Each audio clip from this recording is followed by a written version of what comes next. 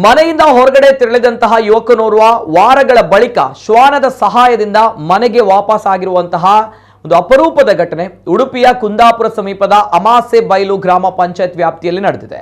ಇಲ್ಲಿನ ಮಟ್ಟಟ್ಟು ಗ್ರಾಮದ 90 ಇರ್ಕಿಗದ್ದೆ ನಿವಾಸಿ ಶೀನಾ ನಾಯ್ಕ ಅವರ ಮಗ 28 ವರ್ಷದ ವಿವೇಕಾನಂದ ನಾಪತ್ತೆಯಾಗಿ ವಾರಗಳ ಬಳಿಕ ಪತ್ತೆಯಾದ ಯುವಕನಾಗಿದ್ದಾನೆ. ಮಾನಸಿಕ ಕಾಯಿಲೆಯಿಂದ ಬಳಲ್ತಾ ಇದ್ದ ಈತ ಸೆಪ್ಟೆಂಬರ್ 16ರಂದು ಮನೆಯಿಂದ ನಾಪತ್ತೆಯಾಗಿದ್ದ.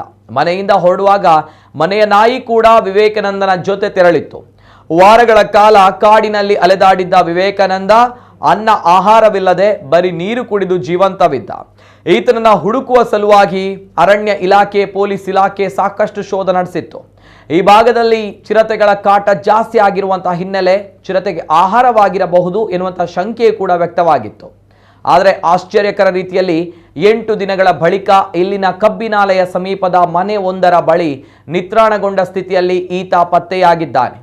ವಿವೇಕಾನಂದ ಊರಿಗೆ ಮರಳಿದ್ದು ನಿತ್ರಾಣಗೊಂಡು ಆಸ್ಪತ್ರೆಯಲ್ಲಿ ಚಿಕಿತ್ಸೆ ಪಡಿತಾ ಇದ್ದಾನೆ. कच्चा